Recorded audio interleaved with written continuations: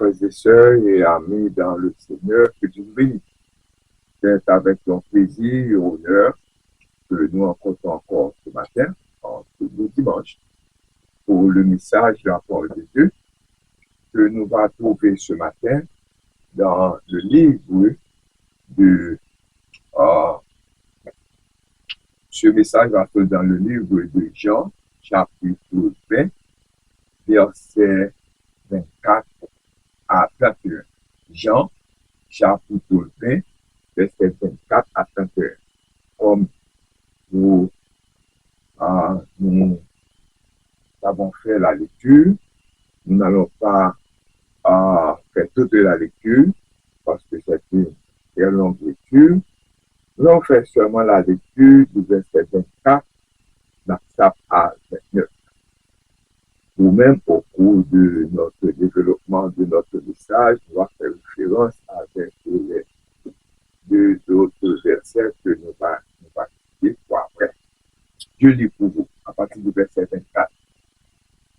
Thomas, appelé Didyme, l'un des 12, n'était pas avec eux lorsque Jésus vint.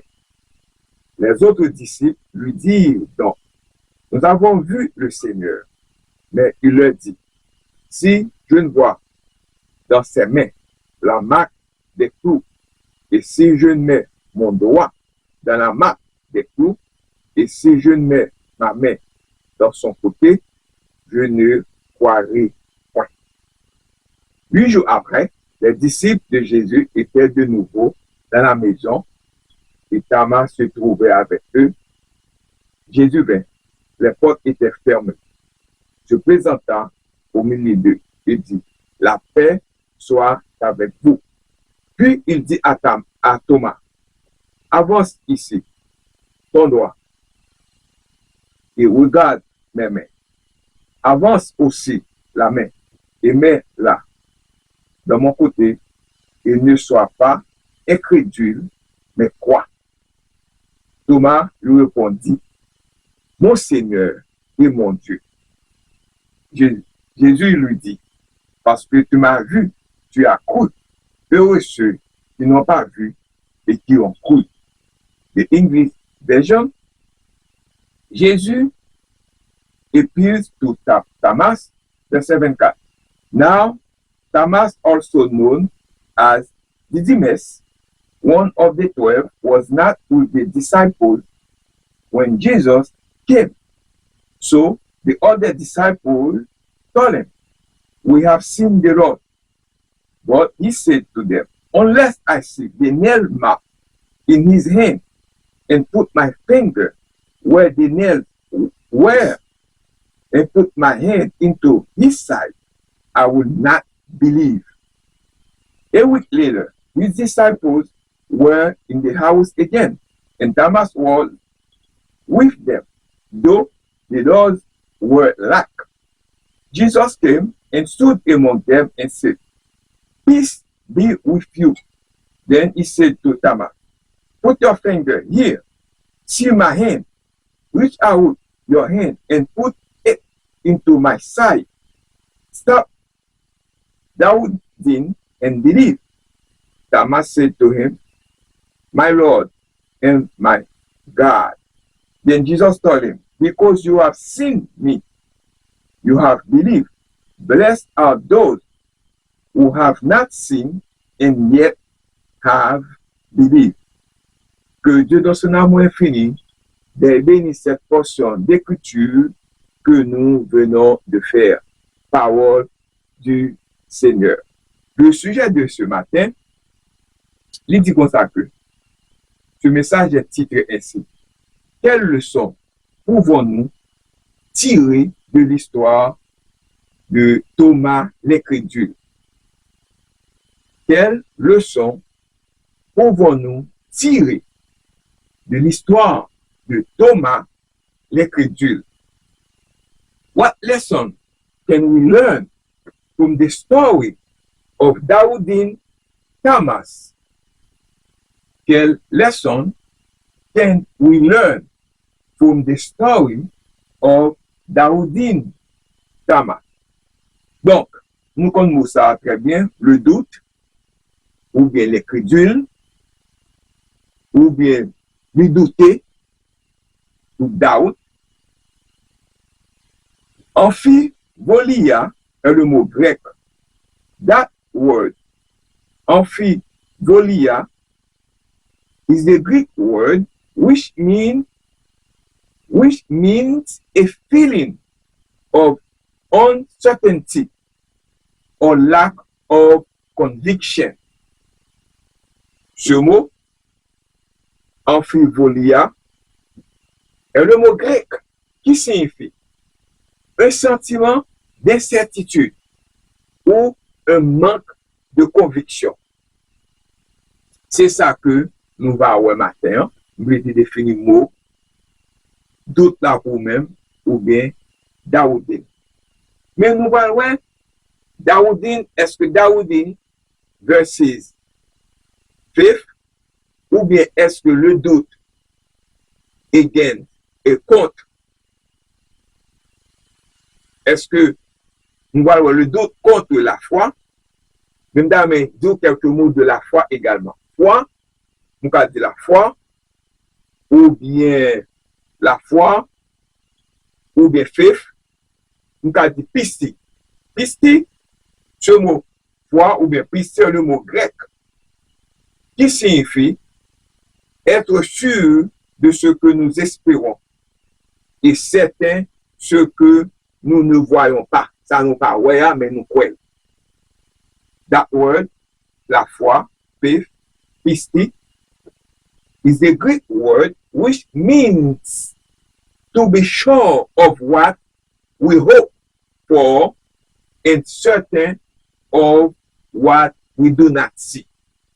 C'est tout ça nous capable de mot foi, la foi, ou bien faith, ou bien le doute, ou bien Daoudine.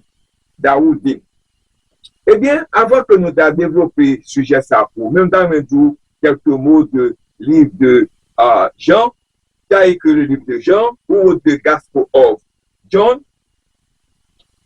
John 20, chapter 21, verses 20 to 24, to 24, 20 to 24, décrit l'auteur de l'évangile de Jean comme le disciple que Jésus aimait. Et pour les raisons à la fois historiques et internes, il s'agit de l'apôtre Jean, l'un des fils de Zébédée.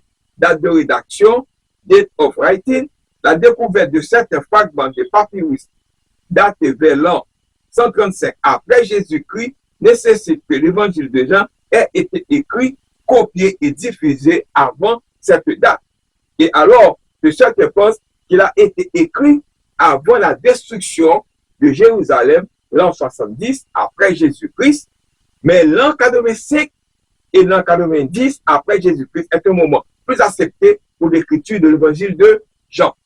But de l'écriture, pour que ça lui soit écrit, purpose of writing, l'auteur cite le but de l'évangile de Jean comme suit. Mais ceux-ci sont écrits pour que puissiez croire que Jésus est le Christ, le Fils de Dieu, et qu'en croyant que vous pouvez avoir la vie en son nom. Jean chapitre 20, verset 31. Contrairement aux trois autres évangiles synoptiques,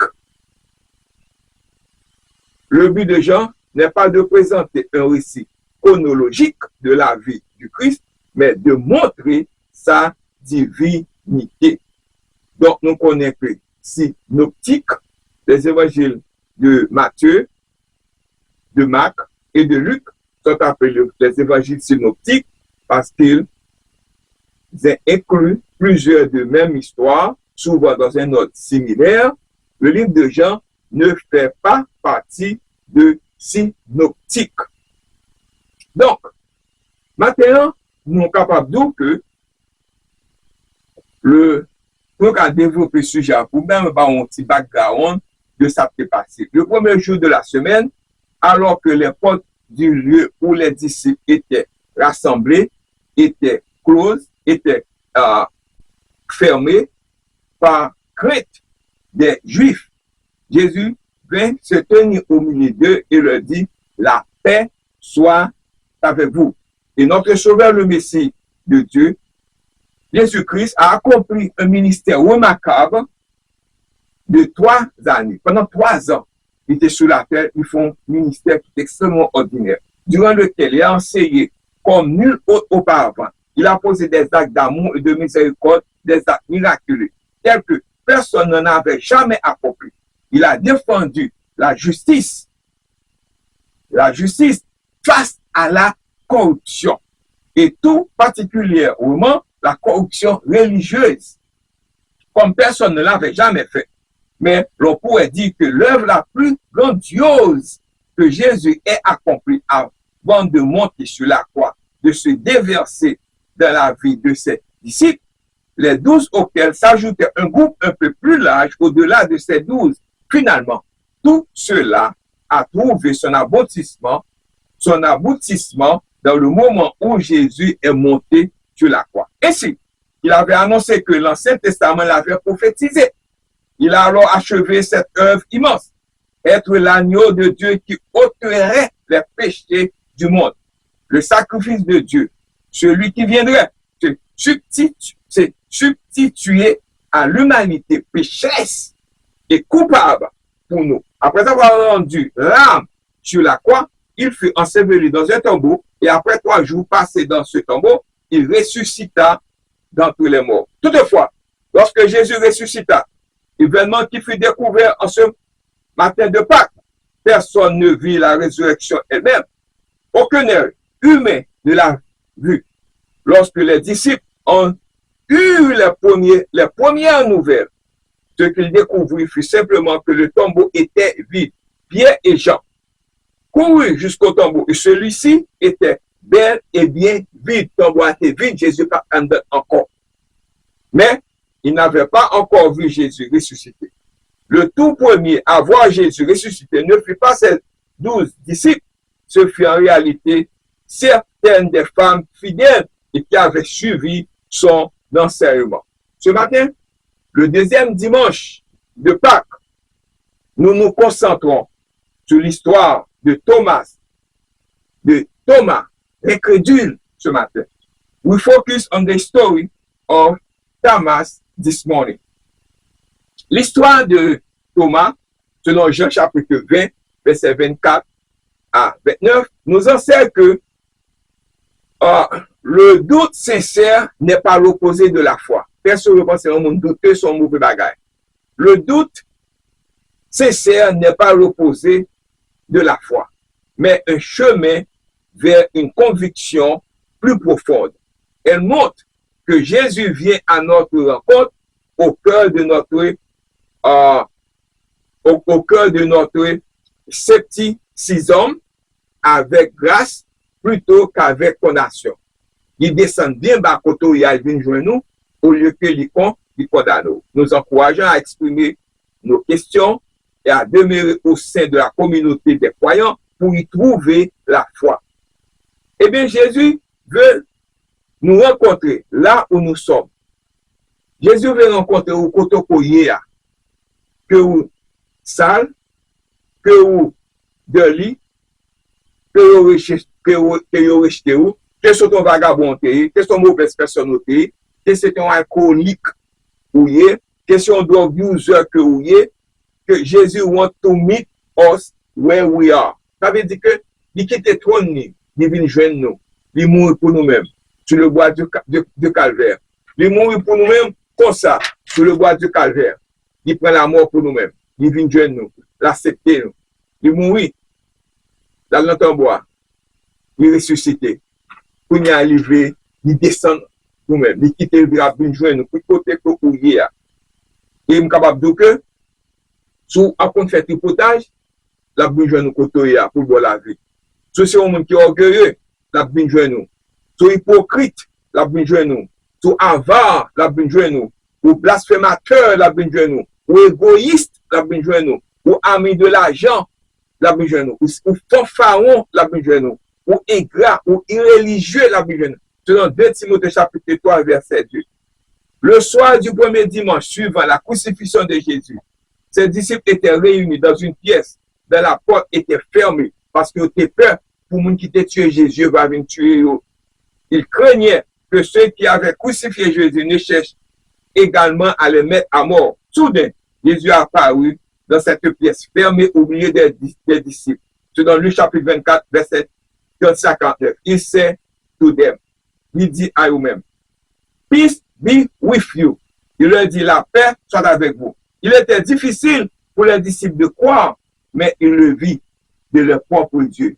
Ils étaient en eyewitness. Ils voient Jésus. Vini dans mi-temps.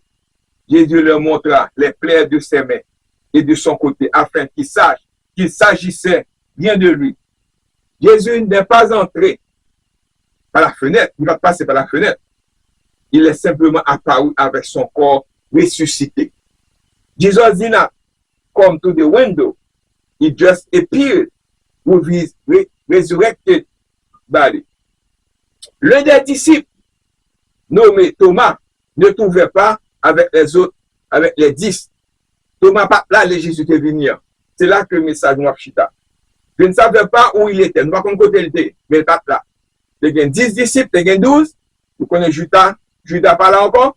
Il était 11. 10 ça ont été réunis avec les autres. Mais Thomas, il pas là. I didn't know where he was lorsque Jésus lui apparu. Quelle journée pénible pour manquer l'église. Je pensais que son journée qui est pénible. Cela me dit que vous devez être à l'église all the time. Vous devez être dans l'église tout le temps. Que les ça bon, que les ça pas bon. Car vous ne savez pas quand Jésus reviendra. What trouble day to miss in church that tell me you have to be in church because you don't know when Jesus coming back. Lorsque ceux-ci racontaient à Thomas qu'ils avaient vu Jésus, il ne les crut pas. Thomas pas croyait. Il avait vu Jésus crucifié et mis au tombeau. Comment pouvait-il être vivant? Ça m'a posé question. Thomas déclara, à moins de voir la plaie de son côté et d'enfoncer mon doigt dans les trous, lacé par les trous dans ses mains, je ne croirais pas. D'autant que m'baoué tout côté était percé là, tout ça était fait là, d'autant m'baoué côté ça yo, m'pas quoi parce que m'pas quoi que Jésus ressuscité. C'est Thomas, l'un des disciples, qui est avec Jésus depuis longtemps. Il pas quoi, il doutait de sa monsieur Abdilio.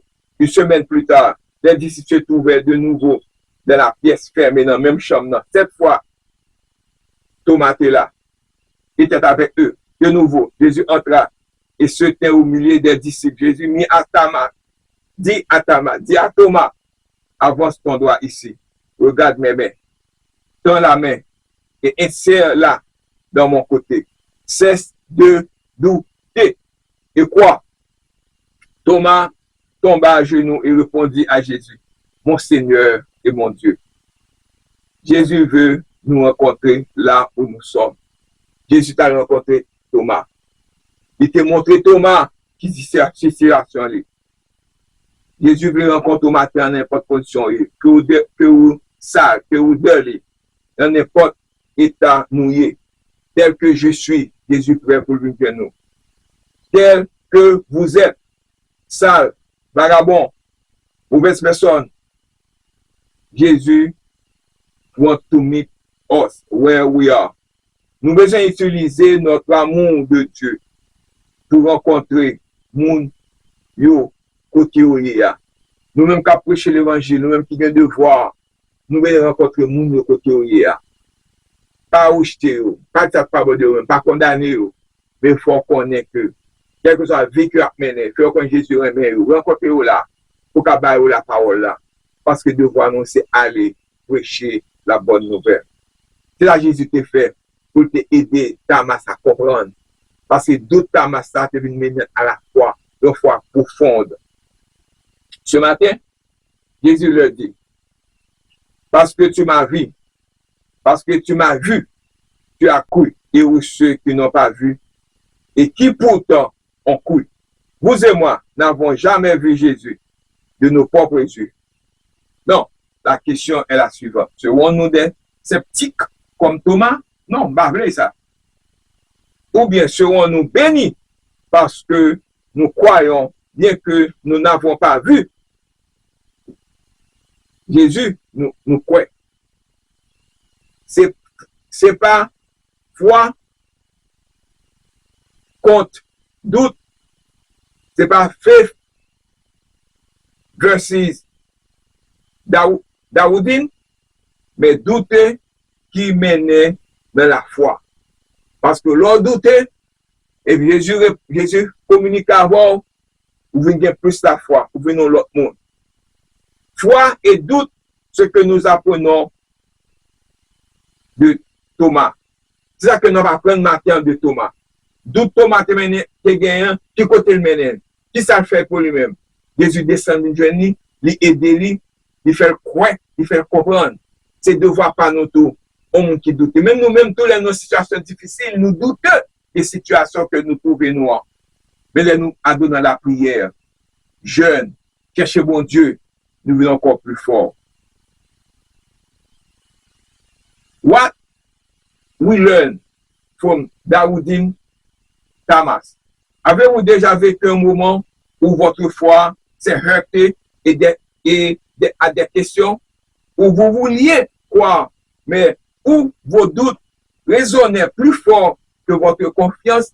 Est-ce qu'il y a plus de doutes parce que confiance ou bien non, bon Dieu, un homme de la Bible nommé Thomas avait marché aux côtés de Jésus pendant des années et vu des miracles de ses propres yeux. Pourtant, lorsque le disciple annonçait que Jésus était ressuscité, Thomas ne put se résoudre à croire sans preuve parce que ouais, ça m'a dit impossible. Miracle, ça va qu'à faire. Nous l'appelons souvent Thomas le sceptique. Mais peut-être, nous ressemble-t-il davantage que nous voudrions l'admettre? Nous semblons à Thomas tout. Il y a des bagages passés dans la vie, nous ne pouvons pas croire. Il y a des bagages que nous ne pouvons pas comprendre. Pour qui ça va s'approuver, pour que ça bon Dieu va répondre, pour ça nous prend temps pour ça, qui prend temps pour répondre nous. Nous semblait à Thomas. Action Thomas semblait avec action par nous. Thomas n'était pas un personnage de second plan. N'importe qui Thomas. Nous regardons Thomas, son pasteur, son qui compte parole là. C'était un disciple audacieux et franc. Dans Jean chapitre 11, verset 16, lorsque Jésus décide de retourner en Judée, Thomas ne recule pas. Il déclare, allons-y, nous aussi, afin de mourir avec lui. Ce n'est pas là la déclaration de lâche, c'est la voix d'un homme d'une loyauté farouche, prêt à tout risquer, tout pour Jésus.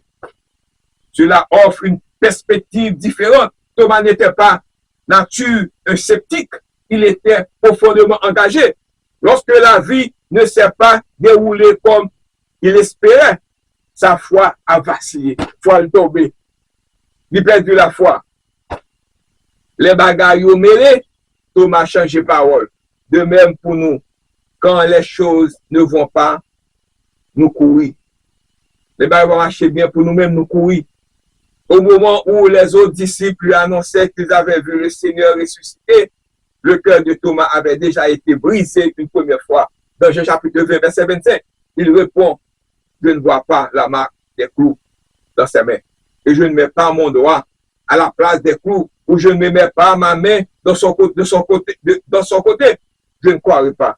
Ce n'est pas là simplement doute obstiné, c'est le cri d'un cœur brisé qui s'exclame. Je ne peux pas endurer à nouveau la douleur désespérée, à moins d'avoir la certitude que c'est réel. Les TPS pas renouvelés, les autres pas renouveler TPS, tête nous chaud. Les pas de travail, tête nous chaud. Les gains problèmes, tête nous chaud. Cela nous parle-t-il? Peut-être avez-vous fait confiance à quelqu'un qui vous a déçu. Peut-être pensez-vous que suivre Jésus rendrait la vie plus facile, alors qu'en réalité, vous portez de lourds fardeaux, tout comme Thomas. Ce n'est pas que vous ne voulez pas croire, c'est que vous craignez de voir vos espoirs brisés une fois de plus. La beauté de l'histoire de Thomas réside dans le fait que Jésus ne le découvre pas de honte. Jésus pas de honte. Une semaine plus tard, Jésus apparaît à Thomas et l'invite à toucher ses plaies. Il ne fait pas la morale à Thomas pour sa faiblesse. On le soit avec et Thomas, parce que pas de quoi, mais au contraire, il rejoint exactement là où il se trouve. En réponse, Thomas s'écrit dans Jean chapitre 20, verset 28, mon Seigneur, mon Dieu. Le doute n'est pas disqualifié Thomas, il est devenu la porte d'entrée vers une déclaration de foi envers plus profonde. Quelle leçon pouvons-nous tirer de l'histoire de Thomas l'incrédule? Le doute, pas disqualifier nous, mais plutôt faire nous plus forts. Nous, plus forts, nous devons prier plus fort. Mais nous, qui ça? Une foi plus profonde. Quels sont les doutes ou les déceptions que vous pouvez en ce moment? Soyez honnêtes avec Dieu. À leur sujet, invitez-le. Vous rejoignez au cœur de vos interrogations. La foi ne consiste pas à jamais être aux prises avec le doute. Plutôt, elle consiste à faire confiance à Jésus. Au travers de ce doute, vous découvrez qu'il est fidèle. Pendant qu'il y a un doute, on prie, la parole avec vous, la foi encore vient l'autre monde plus fort. Deuxième partie des manteaux, ça nous apprendre de Thomas, de doute Thomas. Pourquoi Thomas était-il appelé le jumeau? Le connaît Thomas jumeau. Selon Jean chapitre 11, verset 16. Why was Thomas called the twin? Les jumeaux sont deux enfants issus des mêmes parents et nés d'une même grossesse généralement. À quelques minutes d'intervalle, l'un des 12 disciples du Christ, Thomas, était appelé le jumeau, twin, surnommé jumeau. L'évangile de Jean l'évangile de Jean mentionne dans 3 passages que Thomas était appelé le jumeau. Le nom grec Thomas est une translittération d'un mot araméen qui signifie jumeau, twin. Thomas est également une translittération du mot hébreu désignant un jumeau ou bien twin. Les chrétiens grecs de l'époque de Jésus avaient tendance à utiliser le nom hellénistique. Didyme signifie aussi jumeau, twin, lequel apparaît dans les 3 remarques de Jean mentionnant que Thomas était appelé le jumeau. Mais la Bible ne mentionne pas le jumeau de Thomas. Tout ce que nous pouvons dire, que nous pouvons faire, c'est émettre des hypothèses. C'est hypothèses, c'était quoi que Thomas et Matthieu pourraient avoir été jumeaux. Ça, c'est hypothèse. Twins, car leur nom apparaît souvent ensemble dans les listes bibliques des disciples. Nous connaissons, il y a 3 versets dans la Bible qui font mention avec twin. Matthieu chapitre 10, verset 3, Marc chapitre 3, verset 18, et Luc chapitre 6, verset 15. Et dernière partie, nous allons parler pour matin, concernant le leçon nous apprendre de Thomas, c'est que comment éviter être un Thomas l'incrédule. How can avoid being a Daoudine Thomas? Nous devons rendre grâce à Dieu pour l'exemple de Thomas l'incrédule. La célèbre histoire du disciple Thomas est relatée dans l'évangile selon Jean au chapitre 20, verset 24 à 29. Tous les chrétiens sont à un moment ou à un autre en proie au doute. Nous, les chrétiens, quel est la chrétien, qu'on se pasteur, qu'on se fait convertir, bon, la vie ou douteux de situation. L'on a noir pour même ou douteux de situation. Or, l'exemple de Thomas l'incrédule nous apporte à la fois enseignement et encouragement nécessaires pour nous rester fermes en dépit de doute nous gagnons, pour nous chercher bon Dieu davantage. Là, nous gagnons doute, nous besoin chercher bon Dieu plus fort en tant que l'homme n'a fait face à des situations difficiles, situations sérieuses. Après sa crucifixion et la résurrection, Jésus apparut vivant et glorifié à ses disciples afin de les raconter, de les réconforter et de les annoncer la bonne nouvelle de sa victoire sur la mort. Toutefois, l'un des 12 disciples originels, Thomas, était absent lors de cette apparition. Jean chapitre 20, verset 24. Après, les autres disciples lui eurent fait part de cette apparition. Après, les autres disciples lui eurent fait la part de la résurrection de Jésus et sa visite personnelle. Thomas douteux. Thomas douta. Il exigea une preuve physique de la présence du Seigneur ressuscité pour pouvoir croire à cette nouvelle. Jésus, conscient que la fragilité humaine de Thomas avait établi sa foi à céder à sa requête. Mais Thomas, mon pitié de Thomas, mais Thomas,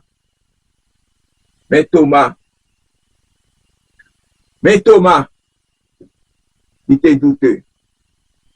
Parfois, nous trouvons nous-mêmes situation parce que bagaille est trop grave pour nous-mêmes. Quelle leçon pouvons-nous tirer de l'histoire de Thomas? Thomas l'incrédule. What lesson can we learn from the story of Doubting Thomas? Jesus, conscient que la fragilité humaine de Thomas avait affaibli sa foi. Nous besoin chercher bon Dieu plus dans le moment ça. Nous besoin prier plus fort dans le moment ça.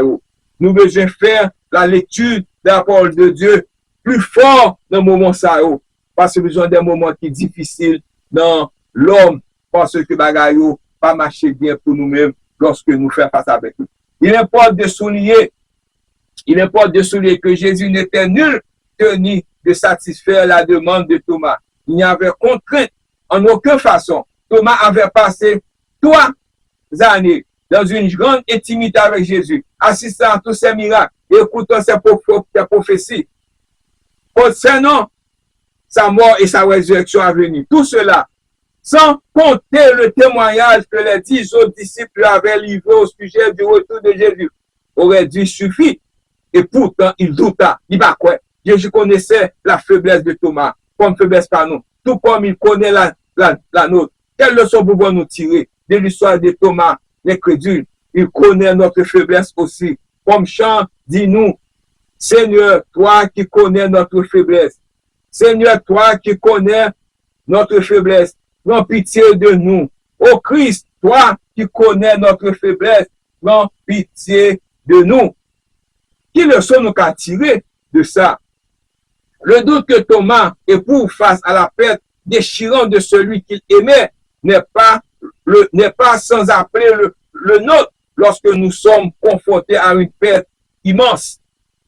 À une perte immense comme ça, nous sommes capables de faire même bagarre à tout. Désespoir, déchirement et affliction profonde. Autant de sentiments auxquels le Christ compatit. Hébreux 4, verset 15. Toutefois, bien que Thomas ait effectivement doué de l'apparition du Seigneur ressuscité, dès l'instant où il vit le Christ ressuscité, il se cria avec foi, mon Dieu, mon Seigneur et mon Dieu. Jésus le félicita pour sa foi, bien que celle-ci fut fondée sur la vue. Là où perdu, ils ont être chers, parents, famille, mari, petite, madame, ou désespéré, ou bien doute. Ajoutons une note d'encouragement à l'intention des futurs chrétiens. Jésus poursuivit en disant, heureux ceux qui n'ont pas vu et qui ont cru. Nous saluons, il signifiait pas là qu'une fois remonté au ciel, il enverrait le consolateur. Yes, la voix le consolateur vous-même, le Saint-Esprit qui viendrait habiter au cœur des croyants, nous donnons ainsi la capacité de croire de ce que nos yeux ne voient pas. Cette même pensée est reprise par Pierre qui a dit du Christ, bien que nous ne l'avions pas vu, nous l'aimons, bien que nous ne le voyions pas. Maintenant, vous croyez en lui et vous vous réjouissez d'une joie ineffable et glorieuse car vous obtenez le résultat de votre foi, le salut de vos âmes. Selon 1 Pierre chapitre 1, versets 8 et 9. Chers frères et sœurs amis dans le Seigneur, le conforteur, avocat, helper et consolateur, le Saint-Esprit, capable, ouvert, Dieu, nous était dans la vie. Nous capables d'être dans la vie. Bien que l'Esprit habite en nous, il nous arrive encore d'éprouver du doute. Cela n'affecte toutefois en rien notre statut éternel devant Dieu. La foi salvatrice préserve toujours jusqu'à la fin, tout comme celle de Thomas et tout comme celle de Pierre. après qu'il lui traversait un moment de faiblesse monumentale en régnant le Seigneur même qu'il aimait et en qui il croyait. Qu'il régnait Jésus, il met même, en effet, celui qui a commencé en nous une bonne œuvre, la poursuivra jusqu'à son achèvement pour le jour de Jésus-Christ. Jésus est l'auteur et le consommateur de notre foi. La foi est un don de Dieu à ses enfants et il fera mûr et la perfectionnera jusqu'à son retour. Brothers and sisters, alors évitez de douter comme Thomas, tout comme nous devons nous tourner vers Dieu de la prière lorsque le doute nous assaille. C'est peut-être précisément la raison pour laquelle Dieu permet à un chrétien de douter afin de nous apprendre à dépendre de lui par la prière. La sanctification est le processus de croissance en lui. Leçon nous tirer de l'histoire de Thomas, c'est que les chrétiens dépendent de Jésus par la prière. La lecture, la parole de Dieu. La sanctification est le processus de croissance en lui.